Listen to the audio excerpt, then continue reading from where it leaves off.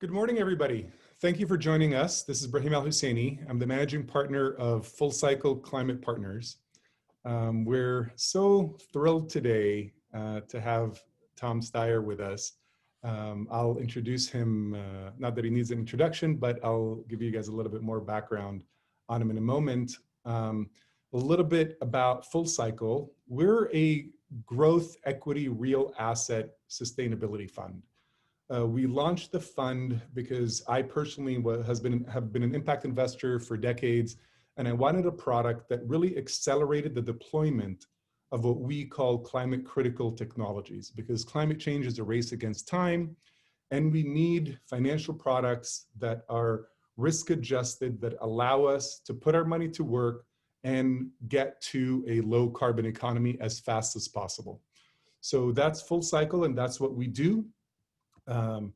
For those of you who know Tom or don't know him, he is a kind of a storied, iconic American investor, a member of the Forbes 400. You know, he's put his own money, time, energy in fighting for progressive causes. He's become one of the country's leading forces in registering more young voters and voters of color, fighting climate change, working for racial justice, and helping secure better lives for all Americans. Some of you have seen him in the debates. You know how passionate he is and what a great speaker he is. And you know, he's mobilized grassroots effort to beat big oil, win clean water laws, force big tobacco to pay its share of healthcare costs. You know, he closed $1 billion corporate loophole to fund public schools. And one of the big reasons why we asked him to join us, because, you know, Tom's currently serves as the co-chair of Gavin Newsom's Business and Job Recovery Task Force, which is critical. And being a self-made entrepreneur, he knows how to do that. He's also the co-chair of Vice President Biden's Climate Engagement Advisory Council to help mobilize climate voters this November, which is right around the corner. So with that said, you know, Tom, thank you again for joining us, and we're really thrilled to have you. Well, thank you for that way over the top introduction, Ibrahim. I said we're excited and we mean it. So my first question to you, Tom, is, you know, you and I have been in this space for a long time. We've heard so much talking and so little action. You know, I mean, it's a, you know, we need to transform our cities, our food systems, our transportation systems. You know, we're never going to sustain this civilization that we've built unless we transition away from all of these 19th century and 20th century technologies into these 21st century carbon reconciling clean technologies. You know, so how do we move away from all the rhetoric and actually see some real action towards this transition? Well, Ibrahim, I've asked myself that question for about 15 years. And so I know that, you know, I originally thought this was a technology problem. And I tried to support research and development at universities to push the technology as fast as possible, because I thought the issue was cost and technology.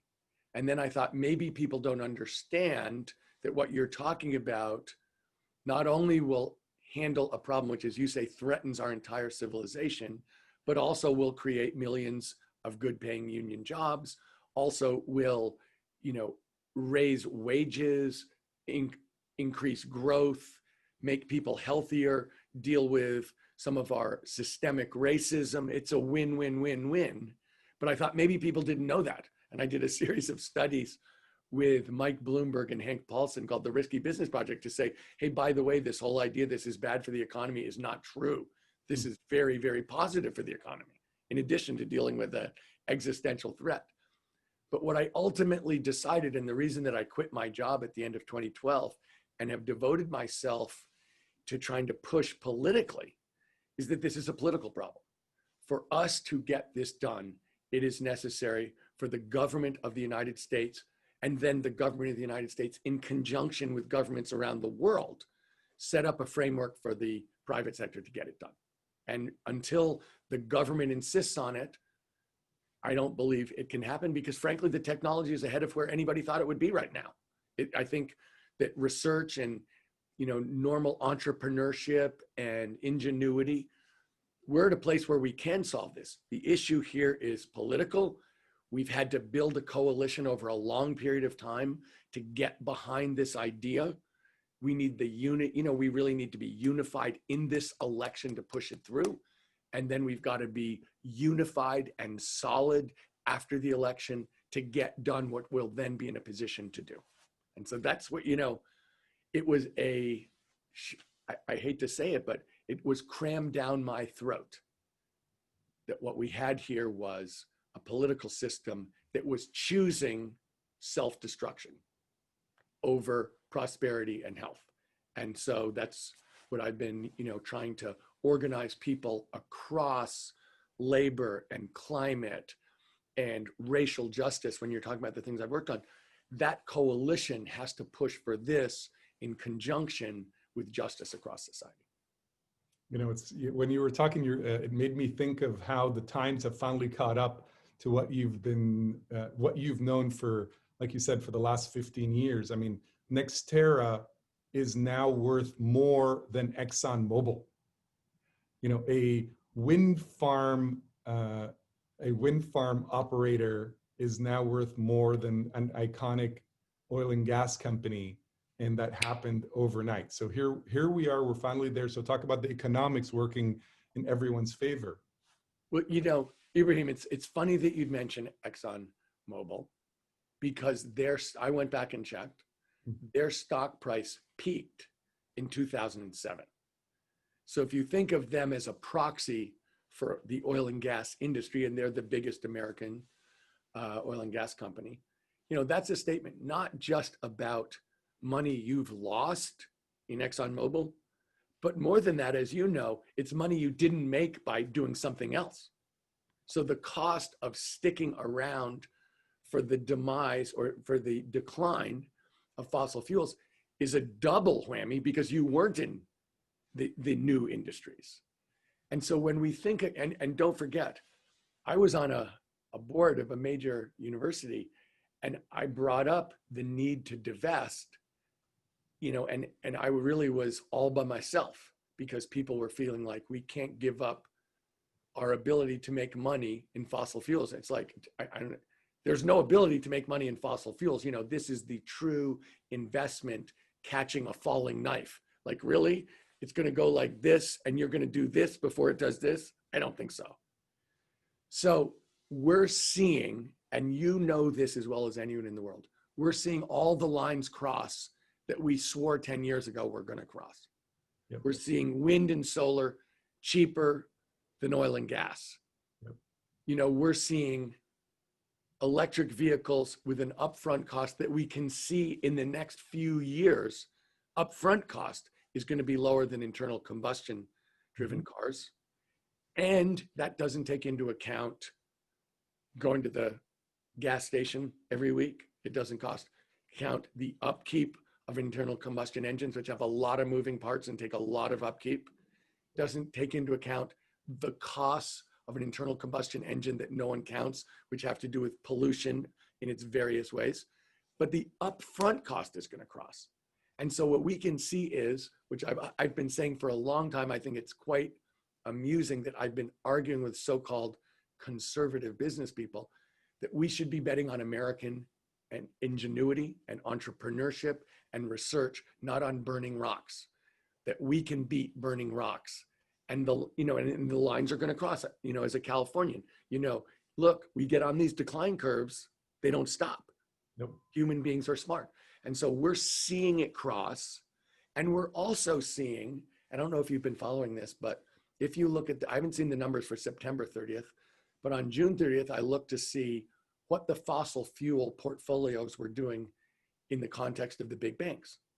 And in a couple of the big banks I looked at, fossil fuel loans were about 4% of the loan book and 46% of the non-performers. Wow, I didn't know that. Yes. So, just as a coincidence, JP Morgan said 2 weeks ago, they're going to start lending money according to the Paris Accords. Hong Kong and Shanghai banks said they're going to lend $1 trillion to their clients in the next 10 years to get them ready for net zero carbon emissions. You know, I'm having people, and you must too, coming to me now and saying, we really want to raise a climate fund. Yep. And, you know, some of the funds are hundreds of millions of dollars, and some of the funds are multiple billions of dollars. But we're seeing the market catching up to, maybe they're, I don't know what they're, if this is partly a prediction about what's going to happen in the election, but we're seeing the market in terms of, you know, across the board, the stock market, the big bank portfolios, the private equity world coming to this place of like, oh my God, this is trillions of dollars of opportunity for us. And by the way, this has to happen. You know, people always acted like it was an insurance thing, like a bad thing could happen if we don't do this. It's like, no, a bad thing is definitely going to happen if we don't do this. It's not about an insurance like we might have a lightning strike. No, we know for a fact this is going to happen. In fact, we're living it right now. It's just a question of exactly what do we do to change it, and what do we do to remedy it?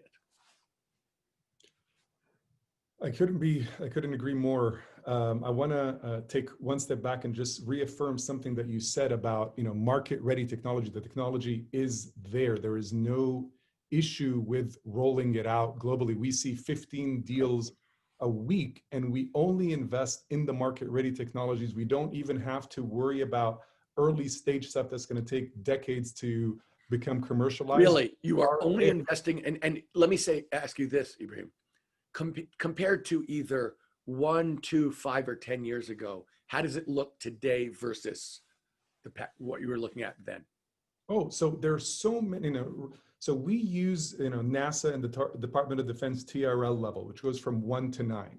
You know, 8 is when they launch, you know, rockets to space time and time again. The only difference between 8 and 9 is 8 is when they get paid for a payload. So we see 15 deals a week that are at TRL level 8. Not all of them meet, and not all of them meet our level of carbon abatement desire. We have a 1 gigaton or more carbon abatement capacity at full deployment. So those are rarer to find, and that's why we're not a spray and pray fund where we have a lot of opportunities. I've never heard that before. Spray and pray. Well, I mean, it's not, I mean, and I don't mean, you know, I'm so glad that there's so much money going into the venture space. We are, like I said, a real assets growth equity. So we find these diamonds or these needles in the haystack, and our goal is to, you know, accelerate their deployment. That's our specific model because of the time frame and because of the risk-adjusted return profile. But I mean, and look at how stringent, you know, we're finding opportunities with a 1 gigaton or more carbon abatement capacity at full deployment. It's gigantic. Well, you know why? Is because we don't even focus on CO2 emissions. We focus on the SLCPs, the 24% of atmospheric greenhouse gases that are responsible for 50% of the warming, which we find to be the kind of the low-hanging climate bang for the buck, because a molecule of methane is 86 times more heat trapping than CO2. Nitrous oxide, which you mentioned earlier from transportation and industry, has 350 times more heat trapping capacity than a CO2 molecule. And what you mentioned about the health implications.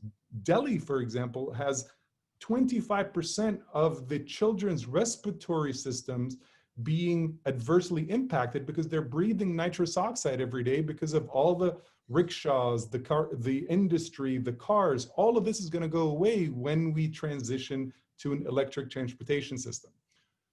So we're here, and you know, and I'm so glad that you're reaffirming this. The markets are reaffirming this. We, like I said, see it every day. Anyway, let me ask you this question that I've been dying to ask, and this is my, you know. Oh no. No, this is super, you know, so you know, Vice President Biden has a $2 trillion transformational clean infrastructure plan that he promises to bring to Congress in the first 100 days of his presidency. Is there anything can you give us a peek into what that's going to look like? You know, what are the priorities? You know, anything you can mention about it would be so exciting and helpful and hopeful. Well, I mean, the Biden plan, I'll just give you 3 highlights of the plan, and then I'm going to talk about the $2 trillion.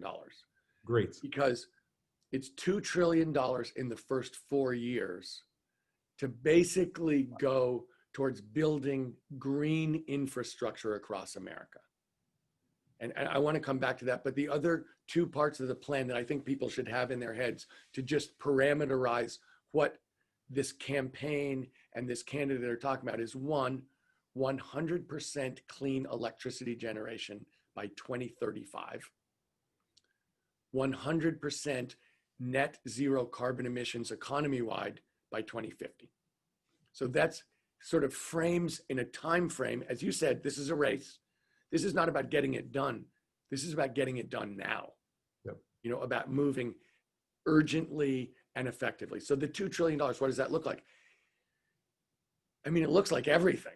Yeah. Because $2 trillion is an enormous amount of money to spend. And so it means charging stations. It means weatherizing homes. It means upgrading and cleaning up the HVAC systems of commercial buildings. It means building, you know, a couple million affordable housing units that are energy efficient across the country. It means rail. It means upgrading the grid. It means basically building connection to everybody on the internet. I mean, this is a huge, the reason that people should be comfortable that it's going to happen, that this is not just a promise, but this is in fact something that has to happen, as Vice President Biden said in the first 100 days, is it's also the jobs plan. We're in the middle of a huge slowdown. You know, I think sometimes people miss the fact that we're in this gigantic economic slowdown with really high unemployment. And this is a jobs program for millions of good paying union jobs across this country. And that means it's got the support of working people across this country, and it's got the support of the organized labor movement. And it also very specifically targets, both in terms of the cleanup. You were talking about Delhi, but if you look at the United States and you see where it's unsafe for kids to breathe, it's unsafe for people to drink the water, Yep. and where there, you know, vastly disproportionate amount of toxins in neighborhoods, those are very disproportionately underserved Black and brown communities. And this plan targets that very specifically. So it partially addresses the systemic racism in our society. So if you look at it, the coalition that's fighting to win this election, to elect the Biden-Harris ticket, is the coalition that has to stay together, but it will stay together to support the plan to really rebuild America on an accelerated basis. And that's really the guts of that $2 trillion is you always have to rebuild the country. Everything wears out. If we'd done this 20 years ago, we wouldn't have to do it, you know, on this hugely urgent basis, but now we do. I mean, we can see the science says, you know, do it or suffer the consequences. And by the way, you're already suffering the consequences. I really look forward to, you know, like just watching this shift, this pivotal moment in our American story where, you know, everybody is taken into account. No one is left behind. It's such an exciting piece of acknowledgement of where we are and where our awareness is, where we're not just looking for one part of the society's self-interest, but we're looking for all parts of society's self-interest. And it was so fascinating just thinking. I read a report where if we, you know, invest just in the inequities, in the wealth inequities between the white and African American communities, and help lift up that that part of society, our GDP increases annually by $1 trillion a year. You know, there has been, what we see is that kind of value-driven governance is good economically. What we're seeing, and the argument that I made, Ibrahim, about climate, but that is equally true about justice, is this is actually what works. it is about justice. It is about equity and equality and addressing systemic racism, but it also works. And, I think that the right has always tried to argue that, oh, that's an expense. Since when is investing in the people in your society an expense? I mean, you're an investor. What is a better investment for America than Americans? What has a better payoff for the country than investing in ourselves? And, the alternative view just absolutely makes no sense. And it particularly makes no sense in the 21st century, because obviously this globe is going like that. And And these so, jobs are resilient jobs. They're going to be around for the next 30 years. Everything, like you said, has to be upgraded. So retraining our workforce for these new 21st century jobs means a resiliency against robotics, AI, all the fears of, that are out there. We use these technologies, we incorporate these technologies in what we're doing, and we all benefit and grow together. I mean, I'm super excited about the future of this nation if we act pragmatically this coming November and invest in a future vision of America instead of a regressive older vision of America. That's my personal opinion. but that is in fact the choice. We have the biggest chasm by far that I've ever seen in my life between the candidates and what, not the values and the policies that they're espousing. And I'm all in behind the vice president and the Democratic Party. And I view this as a do or die moment for us. That, I know that this is a, highly emotional election I have not missed. That, people understand that we're making the choice exactly that you described, which is, are we going to look to the future or are we going to look to the past? Are we going to try and recreate 1950, which A, we can't do, and B, we shouldn't want to do? Or are we going to look to 2050? Are we in fact going to look forward and create the future that we want, which is going to be higher wages, more equity, deal with the crisis in our society, the overlapping crisis between the pandemic, the economic slowdown, systemic racism, climate crisis. And, I think it's important to say, in the context of this election, there is a very concerted, organized, intentional attack on our democracy. Mm. And it's across the board. I think the president is leading it, but it goes in every, virtually all of the states where the Republican Party is strong. They are working systematically to try to prevent American citizens from being able to exercise their vote.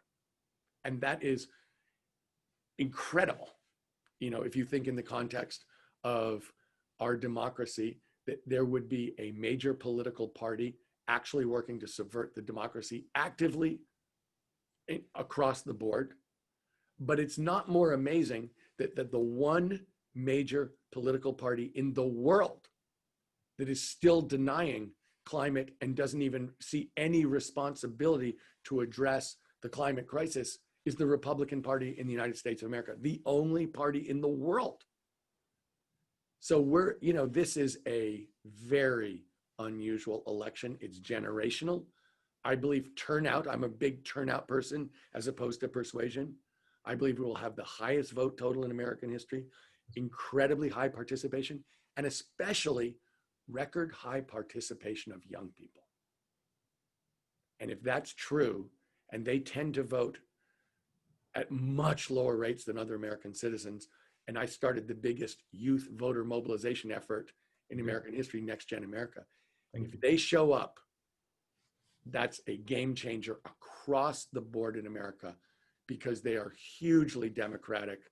There's a 44% spread between Democratic votes and Republican votes for people under the age of 30. I just remembered a story while you were talking about, I was being driven to the airport in in Dallas, and the driver was African American, and he told me a story of how the Dallas airport was moved because the pollution from the planes was, was going to fall on certain neighborhoods, and they moved it so it specifically fell on the poorer, more people of color based neighborhoods. And, I, again, like, I look forward to a world where we don't operate this way anymore. Well, one of the things that's happened this year, which is way overdue, is an awareness of what you just said, Ibrahim, which is that this society has concentrated its toxins in underserved Black and brown communities. And, we use words that actually de-emotionalize the situation. We use bureaucratic and theoretical words like pollution. It's poison. Mm. For a long time, we've always felt the correct climate policy starts with environmental justice, starts with policy leadership and political leadership with people from the communities where people are being poisoned systematically. And if you do that, you get the right policy in terms of climate, you have the moral high ground, and you build the actually necessarily coalition. But I can tell you this, for years at NextGen, one of the things we do is when we traveled around, we would go to the most polluted zip code in a state. Mm-hmm. And we would have a meeting with the people in the community, generally in a church basement. And when we would do this, we'd sit down with a group of people from the community. Someone from the NextGen community team would always have to excuse themselves to go into the bathroom and cry because it's poison. And when you actually see the systematic poisoning of American citizens, it would be people anywhere, but in this case, we're just talking about our country. People break down because they can't handle the reality of what major portions of our citizenry deal with as a fact of life from birth. So if you start with that idea, you were talking about, the different ways that climate works. There's a huge correlation between that kind of air pollution and climate change. If you clean up those health issues, you get the right climate policies. Those people understand climate, and they have a reason to be absolutely emotionally, personally involved, to get it right, because it is the health and safety and lives of their families and their communities. I'm going to take a minute and just kind of, for our viewers, listeners, just set something up so everybody understands.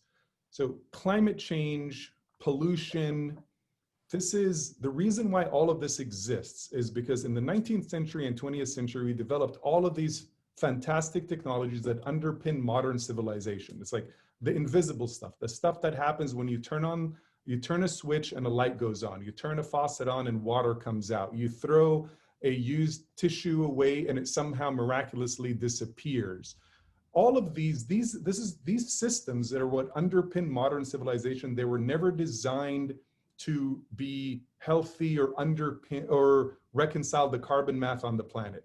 So now that we have all of these technologies available to us, we don't have to get in a battle as to where an airport is placed or where a power generation plant is placed, because they are quiet, they are clean, they are designed with the understanding that we live in a closed sphere in the middle of space where the chemical balance has to be maintained and reconciled on a minute by minute, let alone a decade by decade basis, or else the life support system of the planet gets out of whack.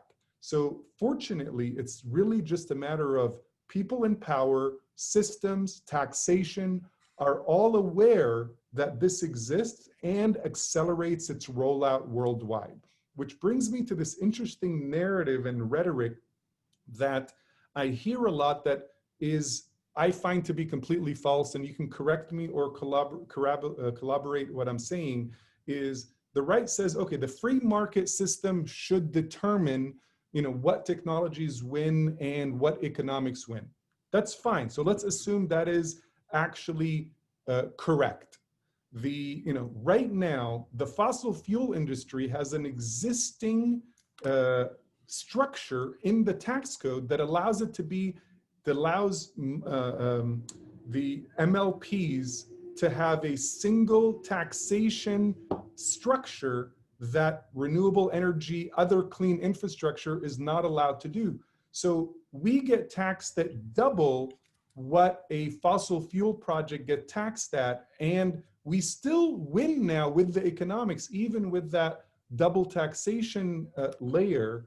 But I just want to bust this fallacy that oil and gas operates in a free market system. They have an existing structure that actually gives them an advantage over everything else out there, and they're still losing. I just love all these arguments on free markets because they're such a bunch of bull. Thank you. Most of the people who argue about free markets don't know anything about markets. And if you look at oil and gas and you say, okay, what are you paying for destroying the planet? Because most people think that's a bad thing. And most people think that getting sick is a bad thing. And so there are huge health costs associated with what you're doing. What are you paying for that? And you're right, the lines have crossed in terms of energy. The lines are crossing in terms of products. But more than that, those are lines designed to help them win, as you said.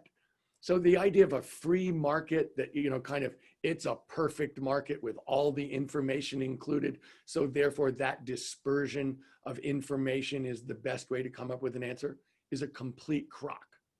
The fact of the matter is these people are being subsidized enormously by the status quo, partially by not charging them the full costs of what they're doing, but secondly, by the support of the system because they've been in there as the dominant, energy form in this country for well over 100 years, and they're ensconced in a very cozy relationship with governments around the country.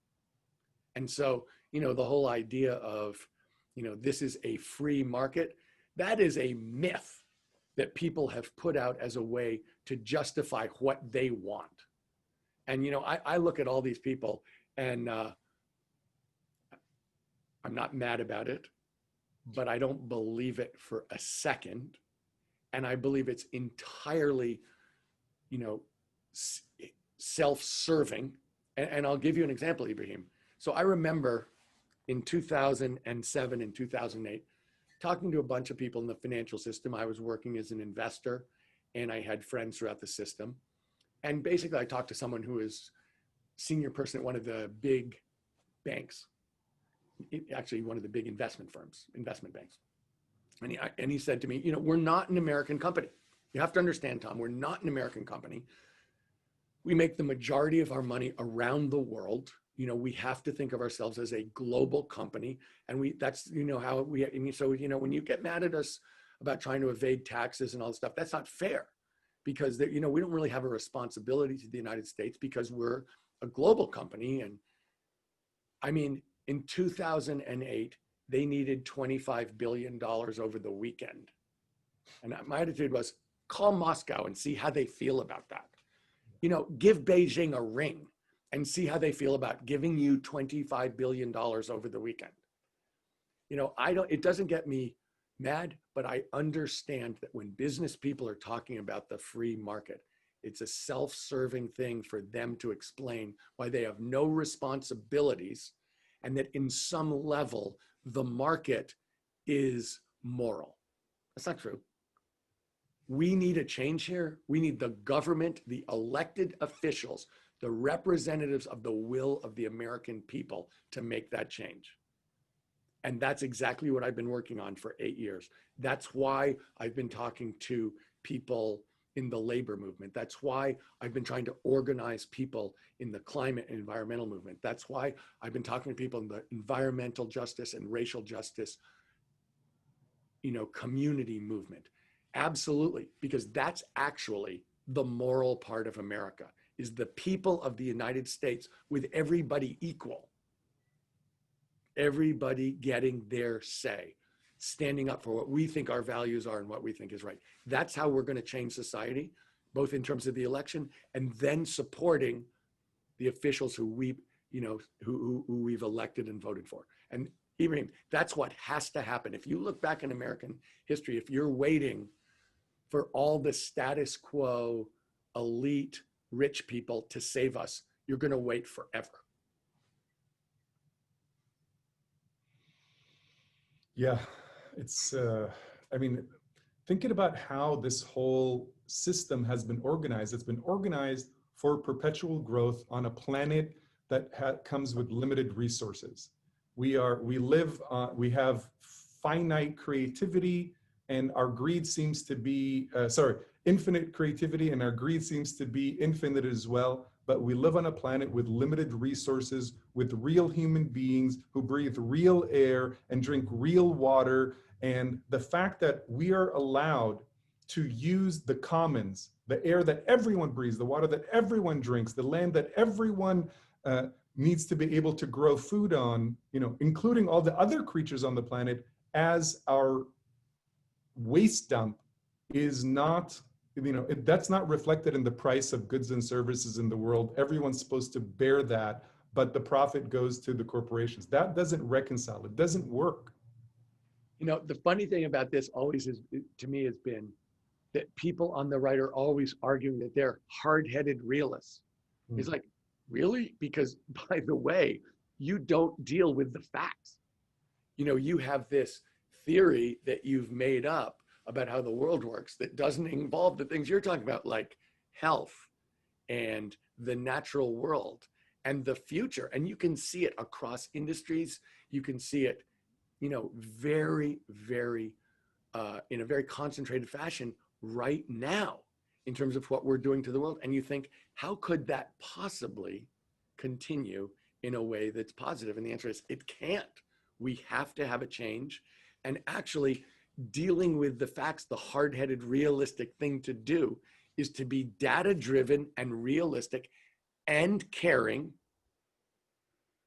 and make the decisions to transform our society in a positive way, which, by the way, will create a lot more jobs and raise wages and, systematically make us healthier and safer. It's kind of like, what is the hard-headed realism that is bringing you to make up these stories that have, which are fantasies to support your idea that what you're doing is right? And that's what we've seen in terms of, if you think about pollution in 1970, the Clean Air Act, American business was like, this is going to cost us trillions of dollars. And all it did was save trillions of dollars. Every single time that they've made the argument that we can't afford to be healthy, we can't afford to preserve the world, they've been dramatically wrong. And then they go on and make the same argument in another context. Do you want to take a moment? We have so many questions piling up. Do you want to take a moment to talk about California? I mean, it's been 3 months of breathing, smoke. There's a green job sector that the state itself is focused on. Do you want to spend a minute talking about it? I mean, I can talk. Look, I think it's important. I think the biggest thing to recognize about California is that the governor and the administration have made a huge reaction to these fires. If you look, I mean, obviously everybody, I don't know how many of the people on this call are from California, but I'm from California and I love the state. And obviously we've had by far the worst fire season ever. Just to put it into context, we've had over 4.1 million acres burned. The worst ever before this was 1.9 million acres 2 years ago. A normal fire season, we're many, many, many, many multiples of a normal fire season. Yeah. So, that's just the fact. In addition, obviously, it's caused an enormous millions and millions of Californians to suffer in terms of the air. So we're living the climate crisis. In response, I mean, you've seen the governor do a whole bunch of things and propose a whole bunch of things, mandating the end of the sale of internal combustion engine vehicles after 2035. Amazing. That was in response to these fires, really.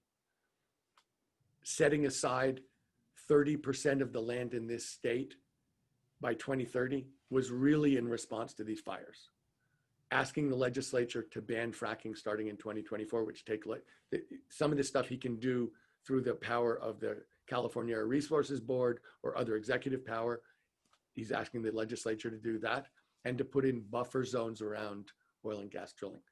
So there's been a series of actions, and there was some others yesterday, really about keeping us at the forefront of the world in terms of the way we generate and use energy in this state, and keeping us in the forefront of the businesses that are going to create the future that you're talking about, and creating the jobs, in this transformational clean energy economy that has to happen, that's going to happen, and just making sure that the innovation and the job creation is here. And, that's what has to happen. And, I think the governor's really responded strongly to this, because I think he was, really upset by what happened and felt like we cannot fall behind. It's important to, really push these efforts. I'm so excited to, I reside in Los Angeles, so we're both in the same state, different parts of it. We have a pollution problem. We're famous for our smog. Imagine Los Angeles with its weather, it's iconic weather that everyone talks about, without the traffic, without the noise pollution from the cars, without the exhaust pollution from the cars. And, it'll be such a beautiful, healthy, vibrant place to live. And I personally, just as a resident of here, can't wait for that. So I'm grateful to the governor for expediting our transition away from combustion engine, which is a technology from the 1800s. Look, we know the lines are going to cross in terms of electric vehicles cost versus internal combustion. My son actually one of my sons lives down in Los Angeles and absolutely loves it and feels exactly the way you do, which is this should be the most exciting city in the world. Yeah. It should be the most beautiful city in the world. This should, he absolutely adores it, and he's looking forward to this transformation as well. So I have one more question that I'm going to leave till the end. Katie, you're sorting through all of the Q&As. How do you want this to work? Do you want me to read them? Do you want to, are you going to read them? We have, like Katie said, this is a record number of attendees for future FullCycles. So, Tom, your star power does not, please not disappoint. Okay, so you speak to the need of building public and private partnerships. In 2017, a 2017 report card from American Society of Civil Engineers. This is someone's question? Okay, fine. Rated America's cumulative infrastructure at a D+ grade. The estimated cost of addressing all of the needed improvements stood at 1.44 trillion beyond the current infrastructure budget. Even the 2 trillion proposed Build Back Better plan, public investment alone is not sufficient to upgrade old and dirty infrastructure. What is the role of the private sector? And as you are a successful investor, where specifically would you direct investors to meaningfully invest in solutions? Well, look, I them to FullCycle. Let me say this on behalf of the Build Back Better plan. Please. It is a real attempt. It doesn't mean it's going to get every piece of infrastructure build that we need to build. Yep. Of course it doesn't. But it is a very concentrated effort to go about and get the green infrastructure started that we're going to need to actually make this happen. And, does it, are we going to be the people, is the government going to be the entity that's going to build the solar and wind capacity to get us to 100% clean electricity generation? No. Is the government going to be the entity that's going to drive down the cost of storage, of battery, of energy storage around the country to make that happen? No. Is the government going to be the people who are going to do the research to see where hydrogen can become a huge part of this, or whether offshore wind can be a huge part of electricity generation? No. Are they going to be the people who are going to build, zero emission vehicles? No. Are they going to be the people reviewing the 15 projects that come to you every single day to talk about whatever it is, electric buses or new products? No. what they're going to try and do, and what the job of the government is, to set the infrastructure and the framework for people to invest within. And that's, and when I look at the relationship, there is a public-private partnership, but not on the same stuff. It's like, I look at the government's job as setting it up so that private enterprise can innovate, can come up with new ideas that people in government would never come up with. Yep. There is a speed at which people can move in the private sector that's completely different. And so, we need those, that drive and creativity and human energy from the private sector to make it happen. But the point I was trying to make earlier about the public sector is this: that is where the values come from in our society, from the broad group of people across society, with everybody have an equal vote and an equal voice. And I think it's actually very important. There are two things I'd say. One is, we haven't talked a lot about corruption. But when I said that private industry and the status quo are hand in glove with the government, there's corruption. And you can see it in terms of, why have we never dealt with our climate crisis on a national level? Never had a climate bill, ever. And here we are, experiencing the climate crisis, living the climate crisis. And the reason is, about a third of the money to the Republican Party has come from oil and gas interests. And they've felt, what? It's in our interest to support the people who are supporting us, regardless of the consequences. And it's harsh to say that, but there's no other explanation for what's happened. But the other thing that's true is this: what we're seeing is the idea that, in fact, this sort of way of thinking about climate and energy and environmental justice is not a siloed issue.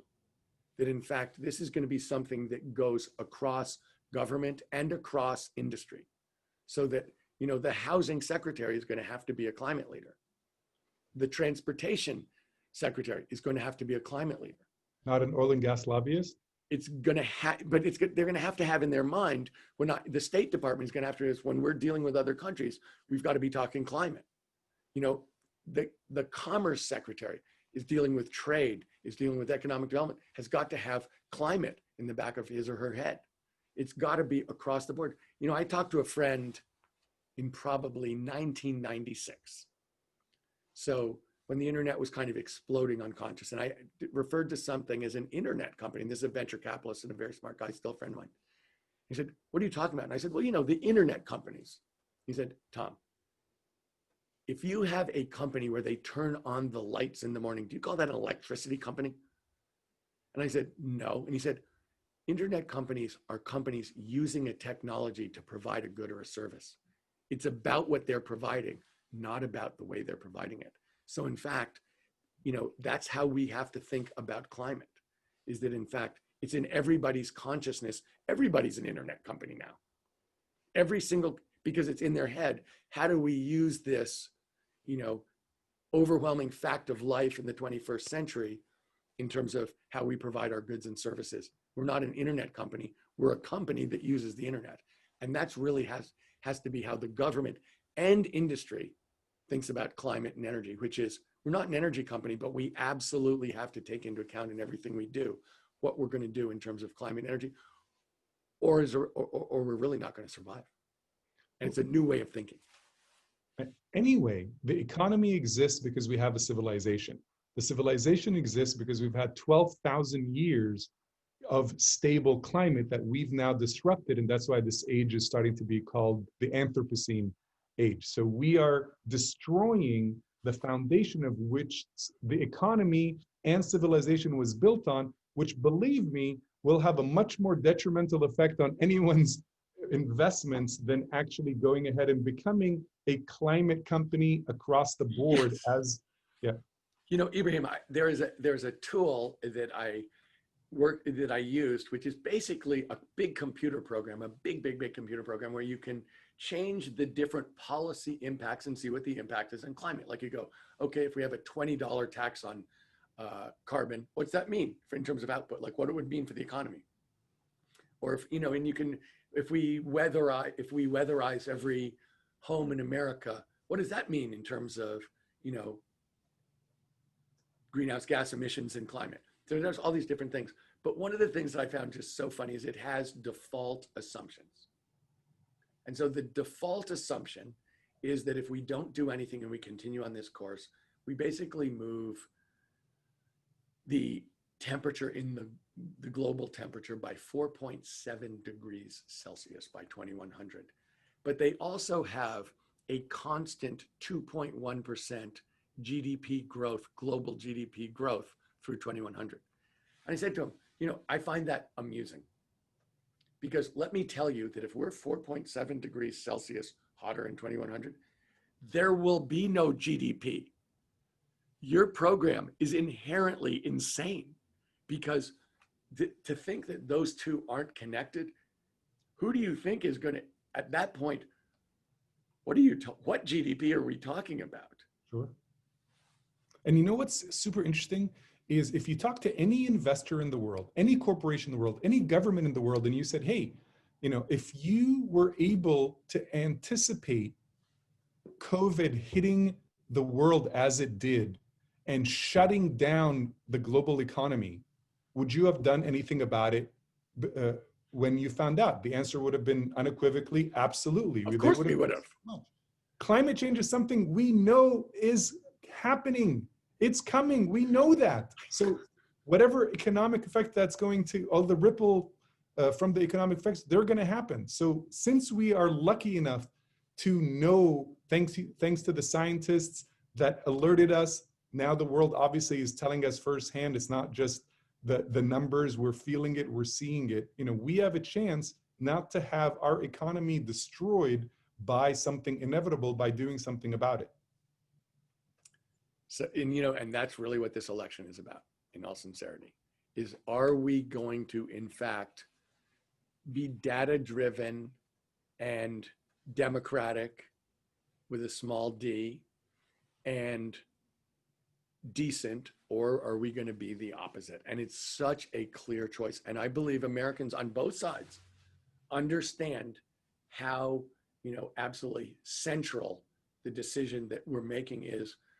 You know, we've had these elections, Ibrahim, 1932, when FDR got elected. It was like, no, we need a change, a dramatic change, because what we've been doing hasn't worked. 1860, we need a dramatic change. There's something rotten here. That's where we are. That's this election is we need a transformational election and a transformational administration. And that's what's on the table. And so I think Americans, that's why I say everyone's going to show up, because we're really talking about everybody's future in the most, you know, important ways going forward. And I think Americans know that. It's like, no, it's all out there on the table and you've got to show up and voice your opinion. And that's everyone's responsibility, and including the people who disagree with me, you know, completely. We have to show up, and I believe we have to have a smashing victory and a smashing change, so that the story coming out of this election is Americans voted overwhelmingly for a change and to reject what was clearly a failed philosophy and a failed administration. I wholeheartedly agree. So, you know, we didn't get too many questions in from the audience. I apologize.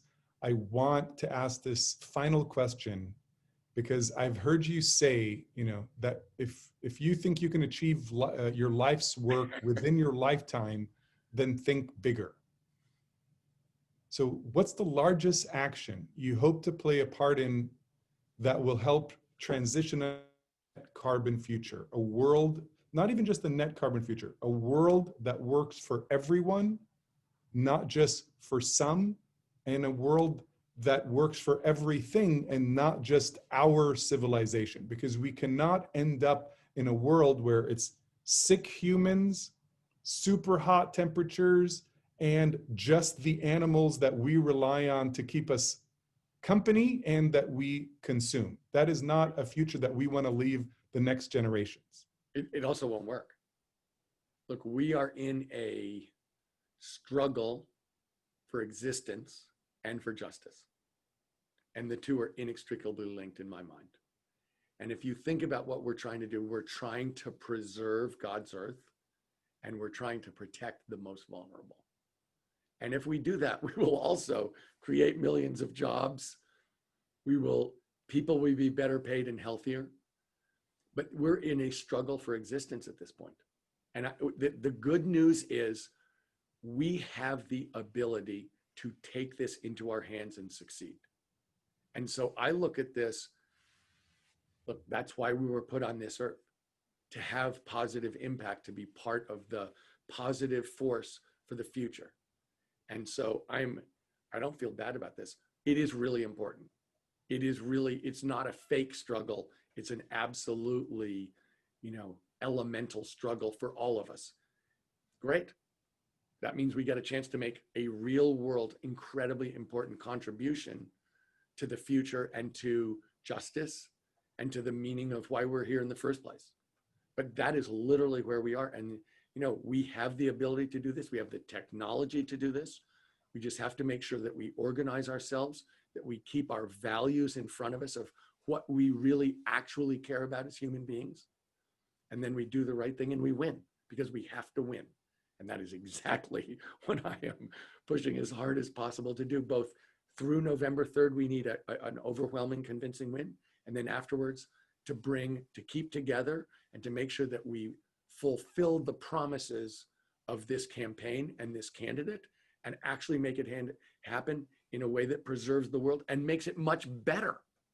We're not trying to get back to, the 19th century. We're going to be a million times better than that. There is a future here that can be limitless, but we have to make it happen, and we cannot be stopped along the way. A profitable future, abundant future, a clean future, a just future. It's right there. There is no reason to get in the way of this. We can all, be hand in hand, shoulder in shoulder, and create a world that we all want to live in. And I'm right there with you. I see it every day. I see the margins, I see the technologies, I see the drive, the people, the entrepreneurs, the governments. I'm excited for COP26. I'm excited for the world governments to come together and actually work to get us to that sustainability. Before I say goodbye, you have something you want to say, please say. Well, the last thing I'd say is this. I was looking at a movie yesterday about regenerative agriculture. And there were two fields, one that was using the old technology that basically is destroying the soil, and the other that was using much more natural technologies that were restoring nature. And one field was dirt. It was barren, it was unproductive, and it was not beautiful. And literally the next field that absolutely abutted it and touched it was beautiful and green and abundant and hopeful. And that is literally, in my mind, the choice we have in front of us. That picture of abundance and health, or barren dirt, and something that's very, very sad. And so let's go for abundance and health, man. For abundance and health. Since you mentioned the movie and some friends of ours produced it, I'm going to plug it for a second. Kiss the Earth. Thank you, Lori and Billy Benenson, Adam and Melanie Lewis, and everybody else who made that movie possible. Tom Steyer, you are a hero, a legend. Thank you for your leadership, for everything you've done. You could have spent your life on a yacht, away from all of this chaos, but you leaned into the tip of that spear and are working daily. You're not even taking a vacation. We were talking about this earlier, to make sure that the world works for all Americans, for all citizens, for all beings. God bless you. Thank you, everybody who tuned in today. Thank you for being here and listening. Sorry we couldn't get to all your questions. We will invite Tom again sometime next year, and we'll ask him how the Build Back Better plan is doing. Again, bye, everyone. Thank you so much. You're welcome.